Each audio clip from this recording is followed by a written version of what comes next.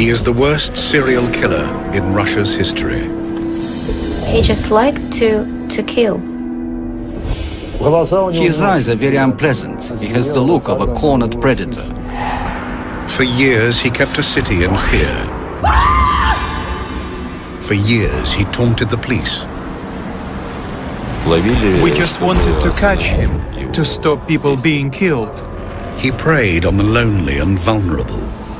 He operated very, very carefully. And he kept a unique record of his crimes. Based on unprecedented access to Moscow's elite murder squad and unique police footage of a disturbing reenacted confession.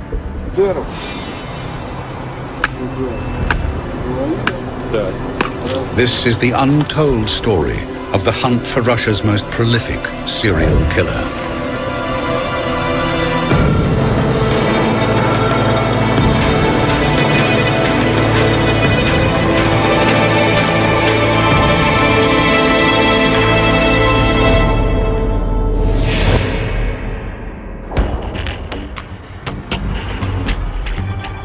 Moscow has experienced extraordinary changes since the dark days of the Cold War.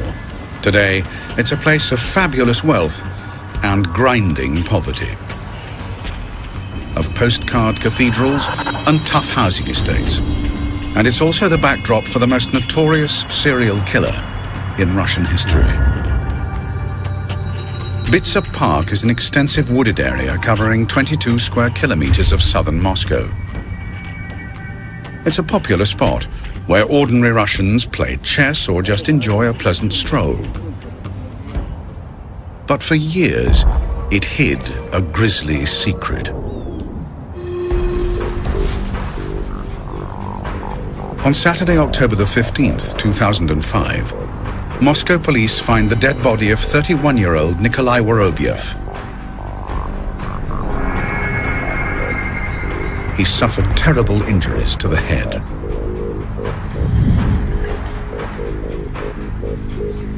Denis Adamenko was one of the first policemen on the scene. It was here, exactly at this place, where we found one of the victims.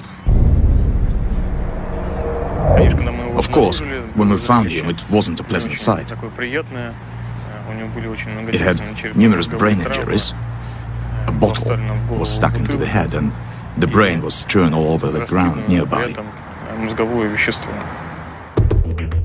A month later, another body turns up, that of 63-year-old Nikolai Zakharchenko. Almost 2 weeks later, another, Vladimir Dedukin, and a week later, another, Nikolai Koryagin. By Christmas, 7 bodies have been found murdered and mutilated in Bitsa Park. Not one of the bodies has been concealed, and none of the victims has been robbed, but all of them have the same horrific trademark injury, a vodka bottle or stick forced into the bloody gaping wound at the back of the head. It was obvious from the beginning. It was a serial killer.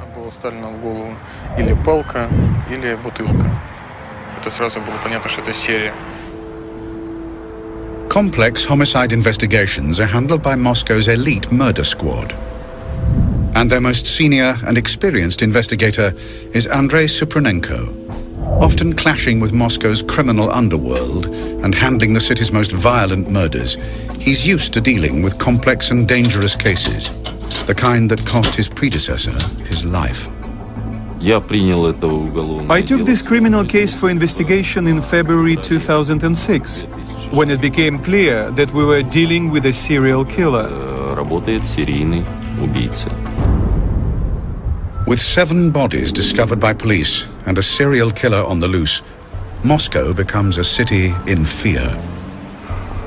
Investigative journalist Yana Zhalkinskaya is immediately drawn to the case and begins to cover the story for the Russian and British press. We realized that it's a serial killer, it's a maniac operating in Bitsa Park. We called him Bitsa Maniac. People were frightened, and Bitsa Park is a very popular place for recreation, but the people were scared to go there because there was a feeling of danger. Despite discovering so many bodies, police have few clues to the identity of the Bitsa maniac. Убийца не оставлял ни одного следа. The killer didn't leave any trace. We tried to pick up different objects from the crime scene, but our analysis didn't show any trace. No fingerprints, nothing. He operated very, very carefully. Очень грамотно работал. The investigators need all the help they can get. They turn to the one man who can assist them. Professor Vladimir Vorontsov is one of Moscow's most senior and experienced forensic examiners. He's been inspecting murder victims in the Russian capital for nearly 40 years. It falls to him to determine the exact nature of the victims' gruesome deaths.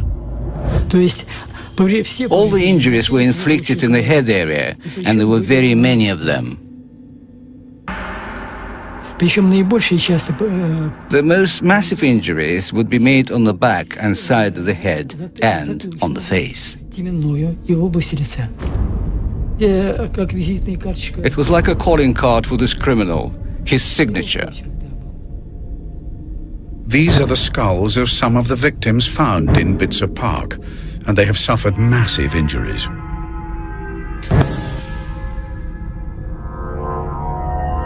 Although the forensic evidence is very limited, Professor Vorontsov is still able to determine the likely murder weapon.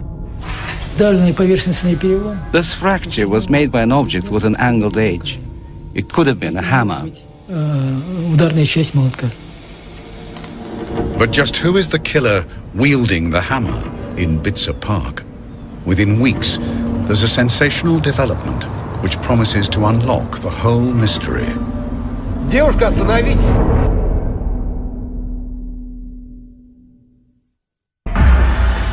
By January 2006, Moscow police have 7 unsolved murders on their hands, all battered with a hammer in Bitsa Park in southern Moscow. All with the same telltale injury, the neck of a vodka bottle embedded in the gaping wound at the back of the head. And for senior investigator Andrei Supranenko, there's virtually no evidence to go on. Whether the killer was a man, a woman or child, nobody knew anything.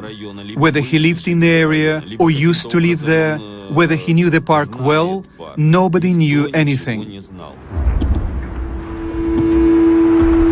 With little concrete information to go on, rumors and theories abound. But one place close by attracts the special attention of the investigators. Could the killer be right under their noses? There is a psychiatric sanatorium on the edge of Bitsa Park. Some of the stable patients would be allowed to go for a walk to Bitsa Park. They would have a day release. And there was this theory that the killer could be the patient of this sanatorium who escaped and was hiding in Bitsa Park and killing people. A considerable number of people were checked. Anyone who was a bit suspicious was stopped and questioned by police. But without a prime suspect, the psychiatric patient theory goes nowhere. But then there was another, more compelling line of inquiry. The victims were mainly men and middle-aged. They were really people nobody cared about and nobody would be looking for. We thought, since it was only men who were the victims from the very beginning, that it might be a woman. No one knew the real motives to the crimes. We were looking at various possibilities. 200 Moscow police stake out Bitsa Park. Their task is to stop and question anybody suspicious. But the park is vast. Covering an area of 22 square kilometers, their chances of catching the killer red-handed are remote.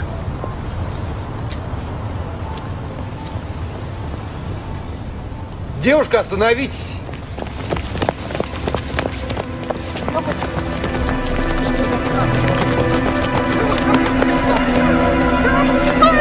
Что вы делаете?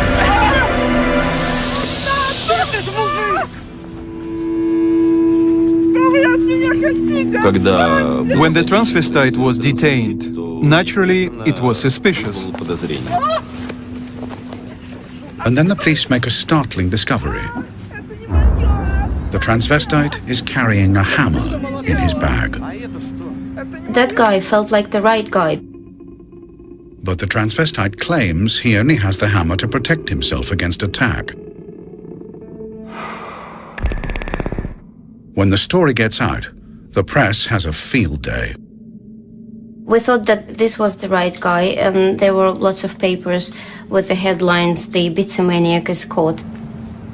But the transvestite has a convincing alibi. We suspected he wasn't the killer by the end of the first day. But to check his alibi required almost 24 hours detailed work. And only after it was all done was he released. A week later, 25-year-old supermarket worker Mahmoud Joldashov is murdered.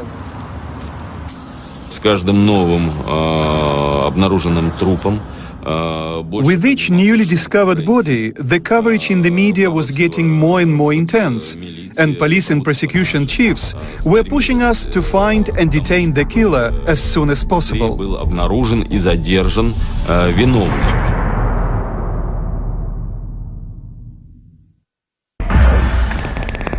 The pressure on the murder squad is becoming intense.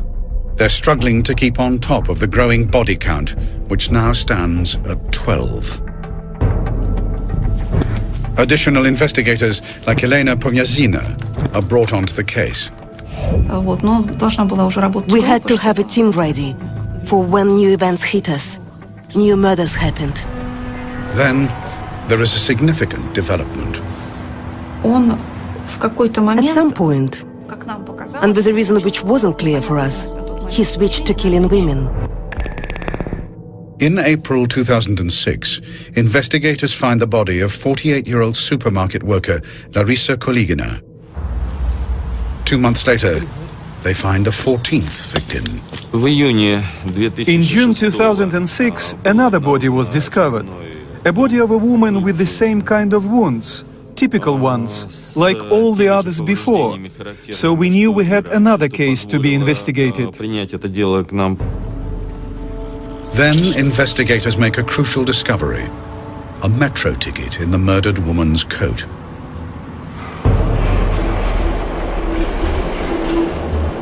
Investigators now begin an intensive trawl of the surveillance footage of the Moscow metro to see if they can find out who traveled with the woman that day. But it's an enormous task. Then there is a further breakthrough. 2 days later, police officers called me with a message that the son of the murdered woman had turned up and identified the body. The victim was 36-year-old single mother, Marina Moskolyova.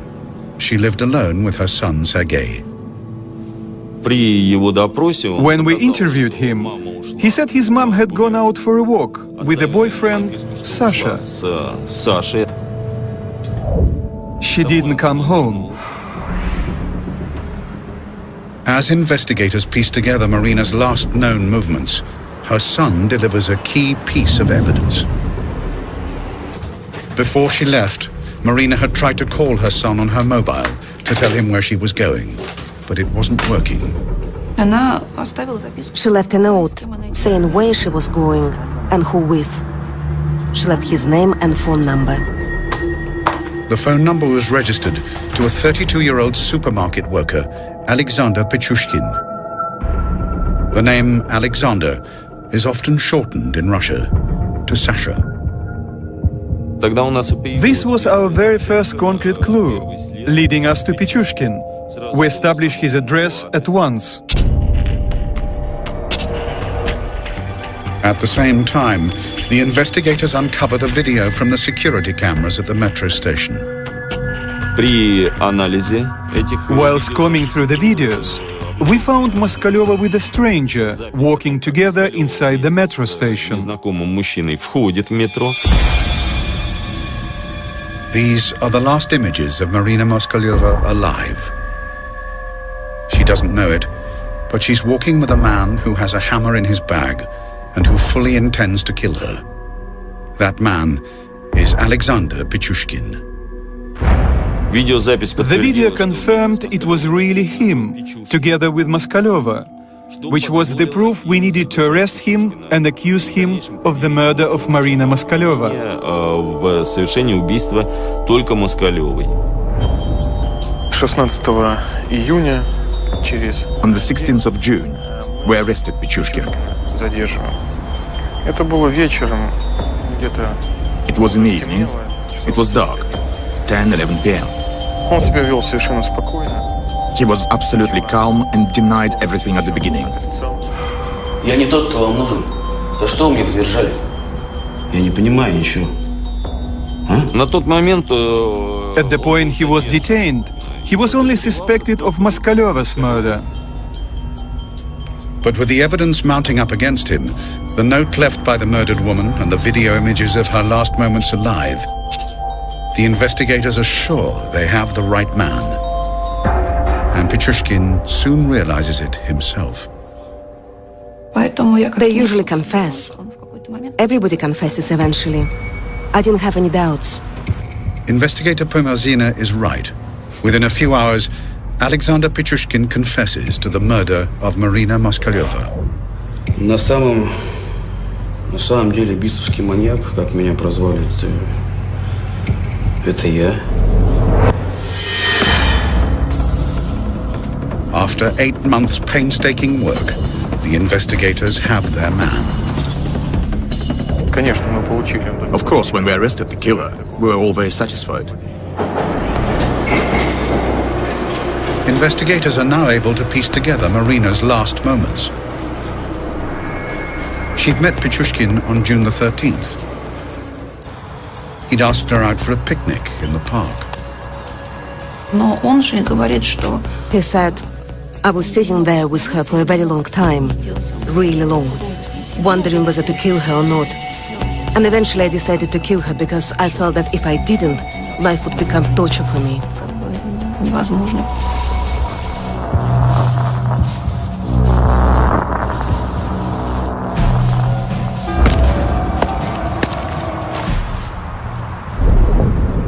Investigators suspect Pichushkin of committing 14 murders in Bitsa Park. But what comes next is a complete shock. Of course, none of us could expect the true number of crimes he had committed. Я на самом деле совершил 61 убийство. И все 60 из них я совершил в Битцевском парке.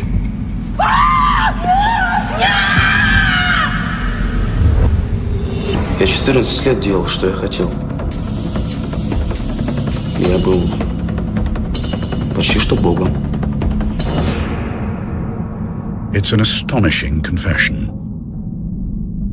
When he confessed, it was a complete shock for everyone because it's an enormous figure. 60 victims would make Pichushkin Russia's most prolific serial killer.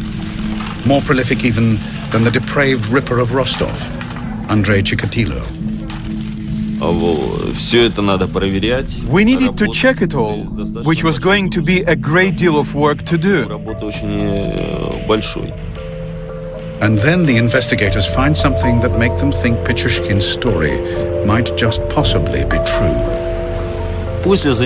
After Pichushkin was detained, there was a search of his flat.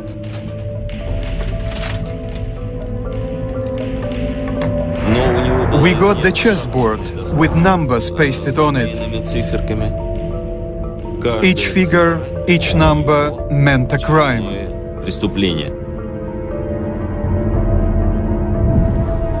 Я хотел убить по одному человеку на каждую клеточку моей шахматной доски.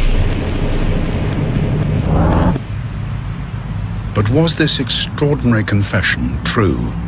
He might have said anything, but we couldn't believe his words unless we had proof.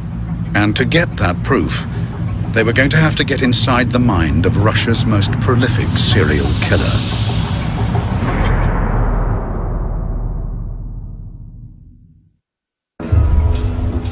In June 2006, after finding 14 bodies in Bitsa Park, the Moscow murder squad arrest Alexander Pichushkin on suspicion of being the Bitsa maniac.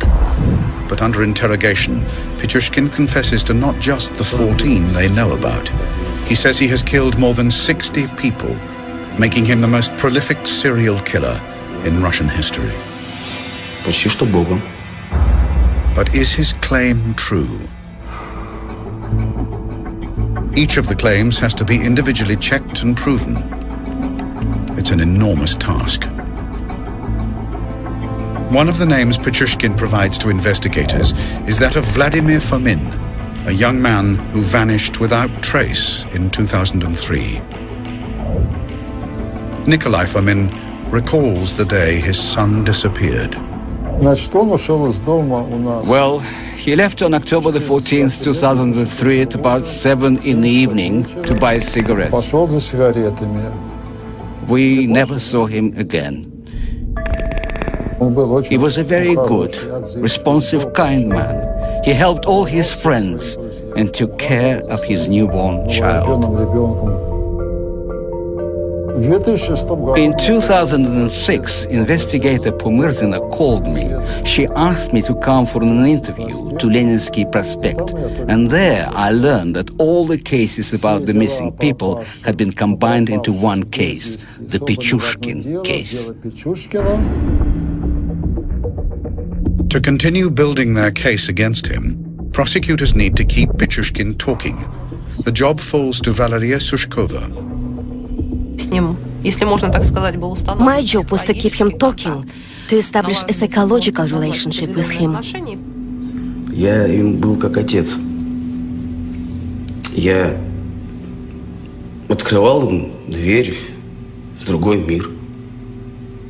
Первое убийство как первая любовь. Его никогда не забудешь. Чем ближе человек, тем приятнее убивать. Получаешь больше эмоций. It was terrible to hear what he was saying, even for me as an experienced investigator, to hear the pleasure and delight in his voice when he described how he smashed their skulls and pushed sticks and bottles into their wounds.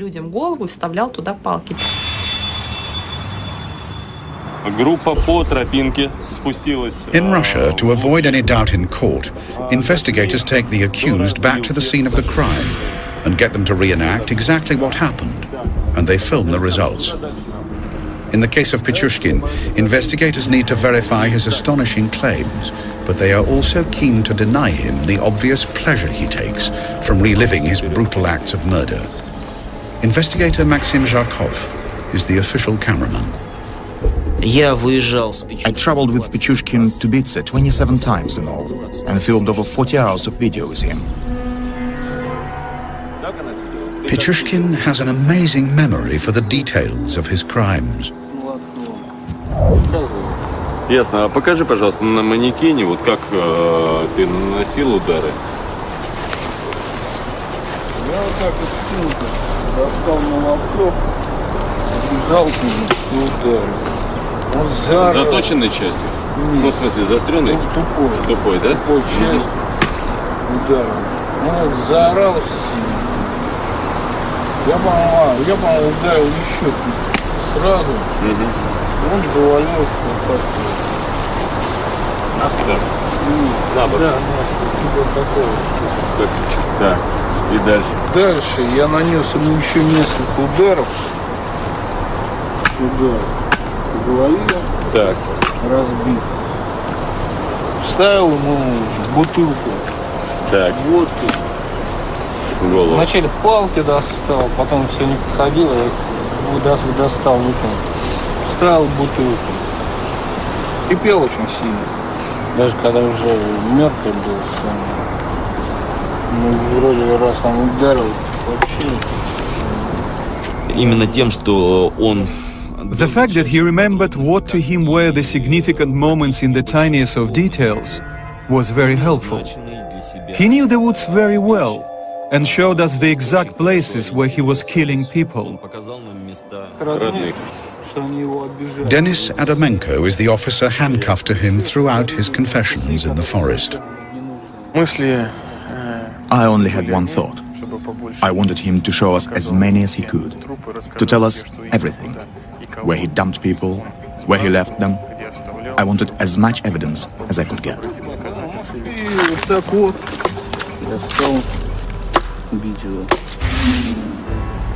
But the case against Pichushkin can't just rely on his confession. When forensic investigators examine the head wounds of Boris Grishin, a 64-year-old man who was killed in Bitsa Park on December the 19th, 2005, they make an intriguing discovery. При исследовании препаратов кожи we found bits of plastic in the wounds when examining the skin samples. Типа пластмассы. И было предположительно сделано вывод о том, Our preliminary conclusion was that this bit of plastic could be part of the object used to strike the blows. Moscow police recovered this hammer. Pichushkin claims to have used it, but they need to prove that it is in fact the murder weapon. И при исследовании этого молотка на нижней поверхности As we were studying the hammer, we found some deep scratches on the surface of part of the handle at a point close to the head. And as we compared it to the particles we'd found, it became very clear that they were part of this handle.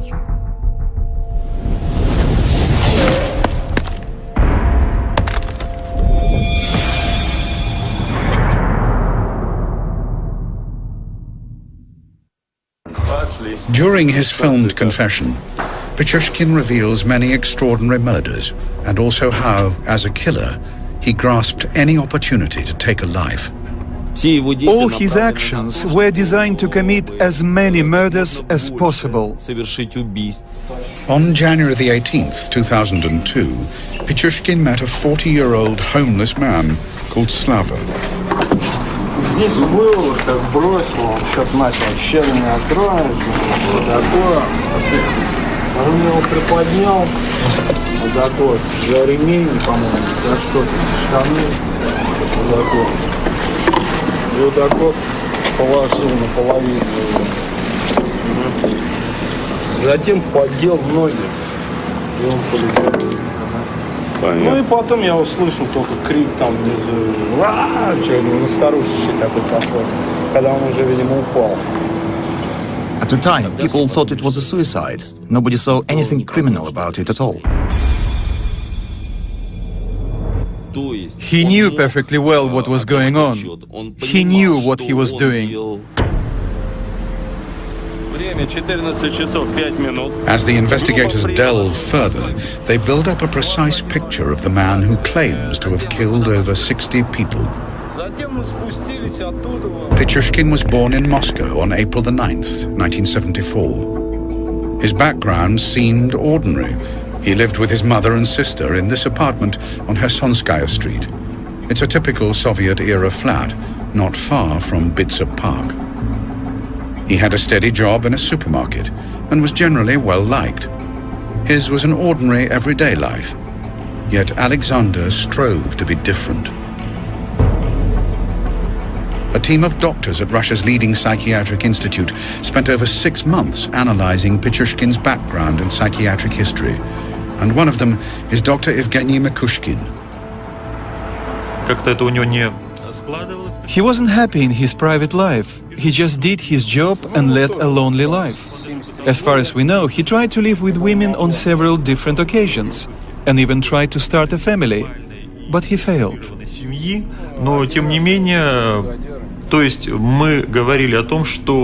The pattern of behavior that we were witnessing was very complicated. But there was a certain pattern, a striving to murder and to aggressive sadistic activity.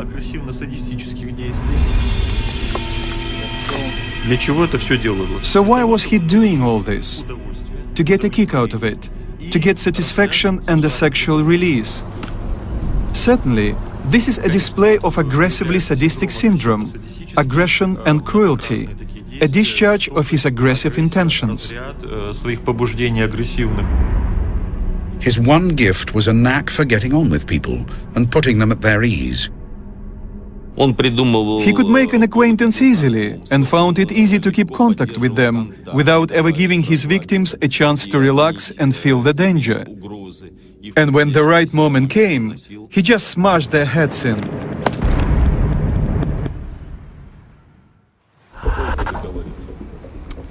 During the 40 hours of filmed confession in the forest, Pichushkin continues to horrify investigators with the scale of his killings.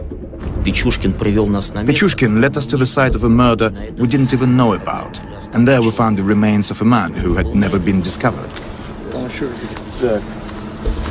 Кости. О, видите, вот челюсть осталась. Челюсть. Вот еще кости. Ага. The jawbone belongs to a 36-year-old worker from St. Petersburg, Oleg Lorinenko. It was a rather remote place in the forest, and unfortunately, there was little left of that man. Where then animals had spoiled the body, and there was practically nothing left.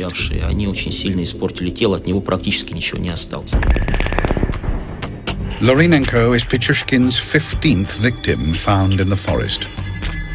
But the chessboard killer claims to have murdered more than 60 people. So where are the other 45 bodies? Trawling their records, investigators are drawn to an unsolved crime in Bitsa Park 4 years earlier.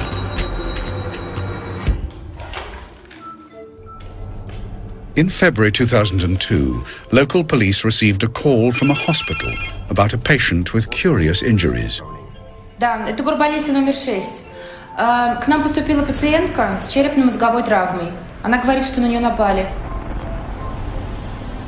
Maria Vericheva had a worrying story about a man she'd recently met, a man called Alexander Pichushkin. Что случилось? Я познакомилась с ним у метро. On February the 23rd, 2002, Maria had met Alexander Pichushkin near Kharkovskaya metro station. She just split up from her boyfriend and was desperate to make ends meet. Я сидела, плакала. Он подошел, спросил, в чем дело. Выпить предложил. Pichushkin offered to sell her some cameras. He told her he'd hidden them in Bitsa Park. Maria Vericheva was pregnant at the time. Завел меня туда подальше. Подвел к колодцу. Говорит, что там спрятана коробка.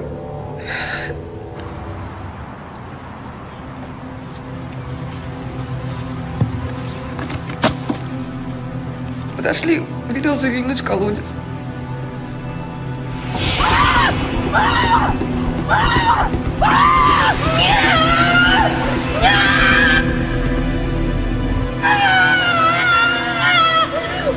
Carried along by the quick-flowing water, Vericheva managed to cling to life by climbing into a disused sewer.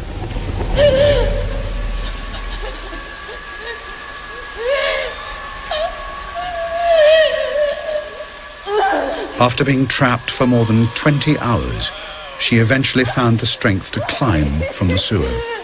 Я стала пытаться выход найти, ничего не видно.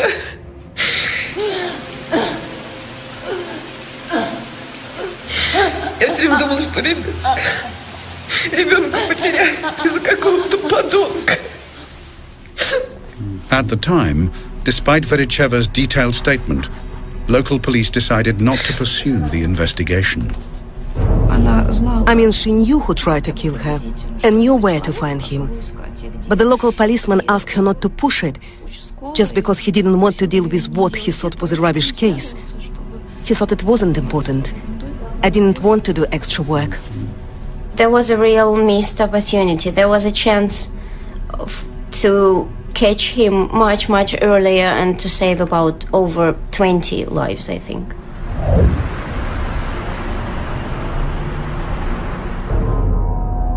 The sewers prove the key to uncovering how Pichushkin disposed of the rest of his victims. Александр, что это за колодец? Ну вот в этом колодце я утопил. Сколько всего человек? Ну сейчас сколько по подсчетам получается человек 16, по-моему. Можно более точно. This is just one of the sewers Pichushkin used. There is a network of drainage systems beneath Bitsa Park, serving all of southern Moscow. In terms of physical damage, you know, when he was throwing them down into the sewers, those people, if I can say so, they were rather lucky because their deaths were pretty instant. There are such massive water flows there and such huge water pressure that when we put a mannequin inside the sewer to see what it's like there, it was simply torn apart. Pichushkin disposed of many of his victims in this way, including his very first victim, Mikhail Odinchuk, an 18-year-old classmate whom Pichushkin murdered in 1992. Odinchuk had refused to partner Pichushkin on a killing spree. Then, in February 2002, Pichushkin dumped the body of a homeless boy known only as Mitka, who was just 9 years old. Pichushkin claims to have dumped the bodies of some 43 people in the sewers beneath Bitsa Park. He even blamed us for not being able to find all the bodies. Seriously, he blamed us for not working hard enough. We even had to say that if he hadn't thrown the bodies into the sewers, if he was to leave them on the ground, we would have found them all. But one question remains. Just why does Pichushkin change from disposing of his victims in the sewers, where they just disappear, to leaving them in the open, where they're almost guaranteed to be found? I got the impression that he couldn't keep it to himself, that he needed everyone to know. He wanted to get full credit, as he saw it, for what he was doing. I think deep in his heart he wanted to be caught. He wanted the attention and he wanted the fame, and he just couldn't keep silent anymore. Alexander Pichushkin is about to get his moment in the spotlight. Moscow prosecutors have built up a solid case against him, with enough evidence to charge him with 49 individual counts of murder. Under the gaze of the world's media, the chessboard killer has one last game to play.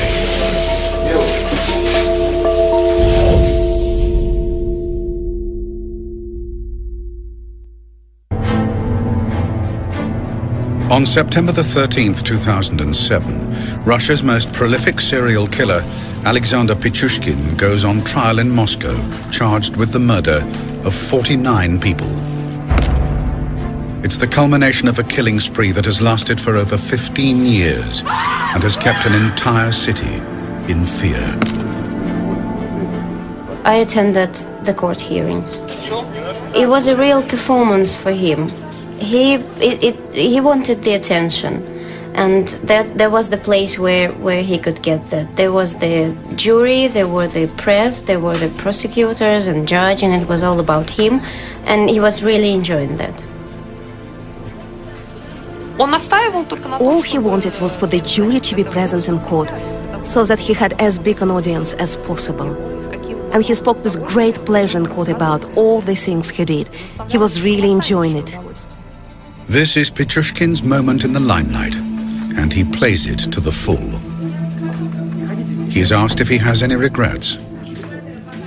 Pichushkin paused for a minute and then said, "Yes, I do regret one thing.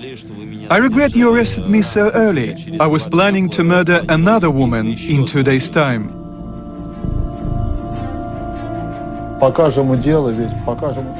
Each day the trial heard about 6 episodes, 5 or 6 murders. Pichushkin was very reserved, only nodded when they were asking him questions. Yes, I did it. Yes, it was me. For everyone, it was shocking. We thought he will at least say forgive me to those people whom he killed. He showed absolutely no remorse. But is the man who claims to have killed more than 60 people sane? An insane person cannot realize the consequences of his actions. But here the subject's actions were purposeful and consistent, and he was aware of what he was doing. That is why the expert commission came to the conclusion that he was sane. After a trial lasting 6 weeks, the jury takes less than 3 hours to return a unanimous verdict. And on Monday, October the 29th, 2007, Judge Vladimir Usov pronounces sentence. Учитывая повышенную опасность совершенных преступлений, исключительно опасность для общества самого виновного, суд в целях восстановления социальной справедливости и предупреждения совершения новых преступлений считает необходимым назначить Пичушкину за совершение особо тяжких преступлений, повлекших массовую гибель людей, пожизненное лишение свободы. The Russian state and the chief prosecutor are proud of the result. Правосудие свершилось. Наказание назначено то, которого заслуживает обвиняемый. Pichushkin will spend the rest of his life behind bars. The first 15 years will be in solitary confinement. For Nikolai Fomin, the sentence provides justice for the cruel death of his son, Vladimir. There is no punishment higher than life imprisonment. This is as much as you can get. So he will stay in jail for life. Despite the guilty verdict, Vladimir Fomin's body has never been recovered, a fact that provides some small solace for his family. This is hope. This is hope. There is no body. The person may be alive. Same as during World War II. People who got the notice about a person gone missing, they kept waiting for 40 or 50 years. What if we are lucky? He'll come back as a millionaire from somewhere, maybe America. Convicting Pichushkin had taken 9 months strenuous work. Очень долго. It had been very hard and stressful. 24 hours a day, 7 days a week. An awful lot of work. And I shall never forget it. Well, for me it was the most serious case in my career. I have faced serial killers before, but none of them was such a cruel and ruthless murderer as Pichushkin. Although he still claims to have killed more than 60, the police have never found all the bodies. The court had the evidence to convict him of the murder of 48 people. It was an astonishing figure. I'd never interviewed a serial killer with so many victims before, but I had had similar cases. The only difference in this case was that it attracted a lot of public attention. It shook the world. I think he killed so many people because he just liked to kill. Pichushkin is quite an unusual serial killer. He is a hunter, a typical hunter, and his only motivation was to kill. There was no other motive, whatever else we might have thought.